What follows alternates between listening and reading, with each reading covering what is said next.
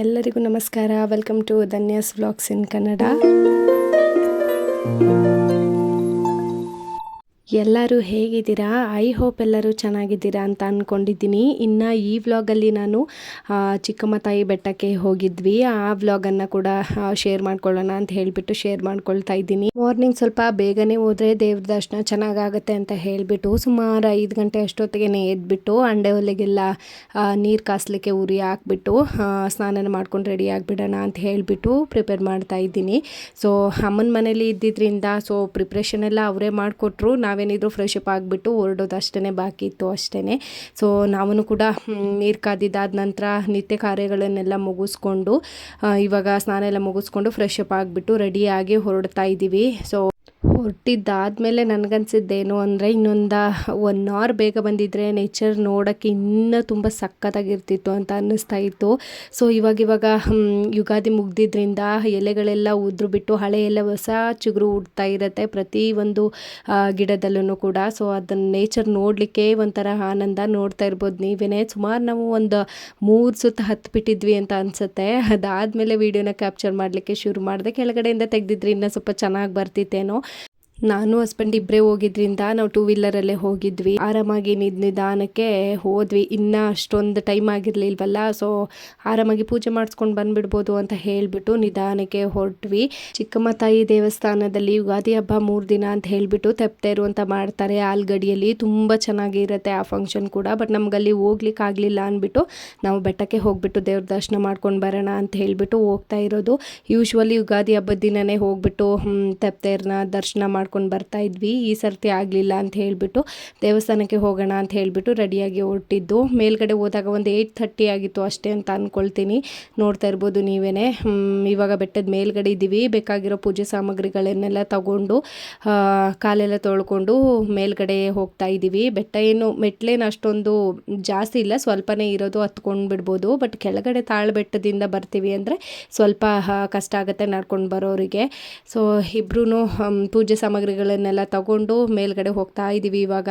So ಅದಾದ ನಂತರ husband ಸ್ವಲ್ಪ ಕ್ಲಿಪ್ಪಿಂಗ್ಸ್ ತಗೊಡ್ತೀನಿ ಕೊಡು ಅಂತ ಹೇಳಿಬಿಟ್ಟು ಫೋನ್ನು ಕೂಡ ಈಸ್ಕೊಂಡ್ರು. 1-2 ಕ್ಲಿಪ್ಪಿಂಗ್ಸ್ ಕೂಡ ತಗೊಂಡ್ವಿ ಅಲ್ಲೇ ಹೋಗ್ತಾ ಇದ್ವಲ್ಲ ಅಂತ ಹೇಳಿಬಿಟ್ಟು. ಇನ್ನು ಈ ದೇವಸ್ಥಾನದ ಒಂದು ಸ್ಪೆಷಾಲಿಟಿಯನ್ನು ಹೇಳೋದಾದರೆ ಮೈಸೂರು ಚಾಮುಂಡೇಶ್ವರಿ ದೇವಸ್ಥಾನಕ್ಕೆ ತಾಯಿದು ತಲೆ ಬಿದ್ದು ಪಕ್ಕಕ್ಕೆ ಬಿದ್ದಿರೋದೇನೆ ಚಿಕ್ಕಮ್ಮ ತಾಯಿ ದೇವಸ್ಥಾನ ಅಂತ ಹೇಳ್ತಾರೆ. ತುಂಬ ಅಂದರೆ ತುಂಬ ಪ್ರಸಿದ್ಧಿಯನ್ನು ಪಡ್ಕೊಂಡಿರುವಂತಹ ದೇವಾಲಯ, ತುಂಬ ಶಕ್ತಿಯುತ ದೇವಾಲಯ ಅಂತಲೇ ಹೇಳ್ಬೋದು. ನಾನಂತೂ ತುಂಬ ಟ್ರಸ್ಟ್ ಮಾಡ್ತೀನಿ ಈ ದೇವ್ರನ್ನ. ಸೊ ಈ ದೇವ್ರಿಗೆ ಹೋದಾಗಿಂದ ಮಾಡಿದಾಗಿಂದ ನಮಗೆ ತುಂಬಾ ಒಳ್ಳೆಯದಾಗಿದೆ ಅಂತಲೇ ಹೇಳ್ಬೋದು. ಮೊನ್ನೆ ಜಾತ್ರಾ ಮಹೋತ್ಸವ ಇದ್ದಿದ್ದರಿಂದ ದೇವಸ್ಥಾನದ ಒಳಗಡೆನೂ ಅಷ್ಟೇ ತುಂಬ ಅಂದರೆ ತುಂಬ ಅದ್ಭುತವಾಗಿ ಅಲಂಕಾರವನ್ನು ಮಾಡಿದರು. ತಾಯಿನ ನೋಡ್ಲಿಕ್ಕಂತೂ 2 ಕಣ್ಣು ಸಾಕಾಗೋದೇ ಇಲ್ಲ, ಅಷ್ಟು ಅದ್ಭುತವಾಗಿ ಅಲಂಕಾರವನ್ನು ಮಾಡಿದರು ಅಂತಲೇ ಹೇಳ್ಬೋದು. ದೇವಸ್ಥಾನದ ಒಳಗಡೆನೂ ಅಷ್ಟೇ ತುಂಬ ಚೆನ್ನಾಗಿ ಅಲಂಕಾರವನ್ನು ಮಾಡಿದರು. ನಾವು ನೆಮ್ಮದಿಯಾಗಿ ಪೂಜೆನ ಮುಗಿಸ್ಕೊಂಡು ಒಂದು 10 ನಿಮಿಷ ಅಲ್ಲೇ ಕೂತ್ಕೊಂಡು ದೇವಸ್ಥಾನದಲ್ಲಿ ಪ್ರಸಾದವನ್ನು ಕೂಡ ಕೊಡ್ತಾ ಇದ್ರು.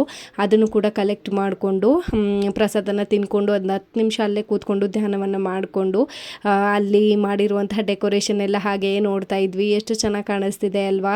ತಾಯಿದು ಕಣ್ಣುದು ಅದು ಹೂವಲ್ಲೇ ಎಷ್ಟು ಚೆನ್ನಾಗಿ ಮಾಡಿದ್ದಾರೆ. ಕಲಾವಿದರಿಗೆ ಬೆಲೆ ಕಟ್ಟೋಕ್ಕಾಗೋದಿಲ್ಲ ಅನ್ನೋದು ಇದೇ ಕಾರಣಕ್ಕೋಸ್ಕರ ಅಂತ ಅನಿಸುತ್ತೆ. ಇನ್ನು ತಾಯಿ ಹತ್ರ ಸುಮಾರು ಜನ ವರ ತೆಗೆಯುವಂಥವ್ರು, ಹರಕೆ ಕಟ್ಕೊಂಡಿರುವಂಥವ್ರು ತುಂಬ ಜನ ಬಂದಿದ್ದರು ಅಲ್ಲಿಗೆ. ನೆಮ್ಮದಿಯಿಂದ ಪೂಜೆಯನ್ನು ಮಾಡಿಸ್ಕೊಂಡು ನೆಮ್ಮದಿಯಿಂದ ಬಂದ್ವಿ ಅಂತಲೇ ಹೇಳ್ಬೋದು. ಇನ್ನು ತಾಯಿದು ದರ್ಶನ ಮಾಡಿ ನಮಗಂತೂ ಮನಸ್ಸಿಗೆ ತುಂಬ ಅಂದರೆ ತುಂಬಾ ನೆಮ್ಮದಿ. ವರ್ಷದಲ್ಲಿ 1 ಸರ್ತಿ ಅಥವಾ 2 ಸರ್ತಿ ಆದರೂ ಹೋಗ್ಬಿಟ್ಟು ಪೂಜೆ ಮಾಡಿಸ್ಕೊಳ್ಳೋದ್ರಿಂದ ನಮ್ಮ ಮನೆ ದೇವ್ರುಗಳಿಗೆ ತುಂಬಾ ಕೆಡಕಿಂದ ನಮ್ಮನ್ನು ನಾವು ಕಾಪಾಡ್ಕೊಳ್ಬೋದು ಅಂತಲೇ ಹೇಳ್ಬೋದು. ಅಲ್ಲಿ ಮಾಡಿಟ್ಟಿದ್ದಂತಹ ದೀಪದ ಅಲಂಕಾರನೂ ಕೂಡ ತೆಗೆದೇ ಇರಲಿಲ್ಲ ಅವರು.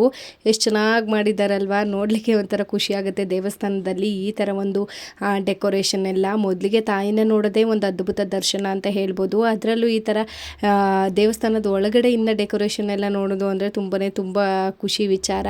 ಯಾರೆಲ್ಲ ಈ ಒಂದು ಚಿಕ್ಕಮ್ಮ ತಾಯಿ ಬೆಟ್ಟಕ್ಕೆ ವಿಸಿಟ್ ಮಾಡಿದ್ದೀರಾ ಅಂತ ಹೇಳಿಬಿಟ್ಟು ತಪ್ಪದೆ ಕಮೆಂಟ್ ಮಾಡಿ ತಿಳಿಸಿ ಆಯಿತಾ. ಪೂಜೆನೆಲ್ಲ ಮುಗಿಸ್ಕೊಂಡು ಹೊರಗಡೆ ಬಂದುಬಿಟ್ಟು ಸ್ವಲ್ಪ ಹೊರಗಡೆ ಇನ್ನೂ ಸ್ವಲ್ಪ ಕ್ಲಿಪ್ಪಿಂಗ್ಸ್ ತಗೊಳ್ಳೋಣ ಅಂತ ಅನಿಸ್ತಾ ಇತ್ತು. ಸೊ ಹಾಗಾಗಿ ಒಂದಷ್ಟು ಕ್ಲಿಪ್ಪಿಂಗ್ಸ್ಗಳನ್ನ ತಗೊಂಡು ನಾವು ಕೂಡ ಪಕ್ಕದಲ್ಲೇ ಭೀಮೇಶ್ವರ ಸ್ವಾಮಿ ದೇವಸ್ಥಾನ ಇದೆ, ಅದಕ್ಕೂ ಕೂಡ ಪೂಜೆ ಮಾಡಿಸ್ಕೊಂಡು ಬರ್ತಾ ಇದ್ದೀವಿ ಇವಾಗ.